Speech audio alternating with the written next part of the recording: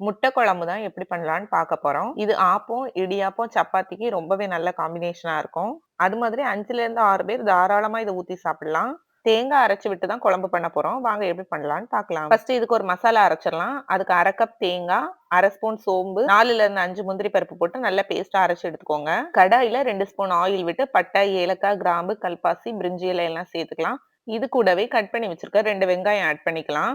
வெங்காயம் சீக்கிரம் வதங்குறதுக்காக 1 ஸ்பூன் கல்லுப்பு சேர்த்திருக்கேன். வெங்காயம் வதங்குன அப்புறம் கட் பண்ணி வச்சிருக்க ஒரு பெரிய சைஸ் தக்காளி ஆட் பண்ணியிருக்கேன். சின்ன சைஸ் தக்காளியா இருந்தா 2 தக்காளி சேர்த்துக்கோங்க. 1 ஸ்பூன் இஞ்சி பூண்டு பேஸ்ட். இஞ்சி பூண்டு பேஸ்டோட பச்சை ஸ்மெல் போன உடனே 1/4 டீஸ்பூன் மஞ்சள் தூள், 1 ஸ்பூன் மிளகாய் தூள், 1/2 ஸ்பூன் தனியா தூள் சேர்த்துக்கோங்க. அதையும் நல்லா வதக்கிட்டு அது கூடவே கட் பண்ணி வச்சிருக்க ஒரு உருளைக்கிழங்கு சேர்த்துக்கலாம்.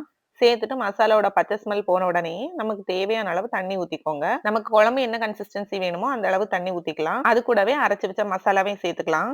மிக்ஸியில இருக்க மசாலாவையும் கழுவி சேர்த்துக்கோங்க. 10 நிமிஷம் நல்லா குழம்பு கொதிக்க விடணும். கொதிக்க விட்ட உடனே வேக வச்சு கட் பண்ணி வச்சிருக்க முட்டையை சேர்த்துக்கலாம். சேர்த்துட்டு நல்லா கிளறி விடாம ஒரு 5லேருந்து 10 நிமிஷம் மீடியம் ஃப்ளேம்ல வேக விடுங்க. இந்த டைம்ல குழம்பு கொஞ்சம் திக் ஆகும். ஏன்னா நம்ம பொட்டேட்டோவும் சேர்த்திருக்கிறதுனால ஒரு திக்னஸ் கொடுக்கும். ஃபைனலா கொத்தமல்லி இலை தூவிக்கோங்க. நான் இன்னைக்கு இந்த முட்டை குழம்பை இடியாப்பத்து கூட தான் சர்வ் பண்ணியிருக்கேன். நீங்க இதை ஆப்பம், இடியாப்பம், சப்பாத்தி எதுக்கு கூட வேணாலும் சாப்பிடலாம். ரொம்பவே நல்லா இருக்கும். நீங்களும் இதே மாதிரி ட்ரை பண்ணி பாருங்க. நம்மளோட சேனலை சப்ஸ்கிரைப் பண்ணிக்கோங்க. தேங்க்யூ.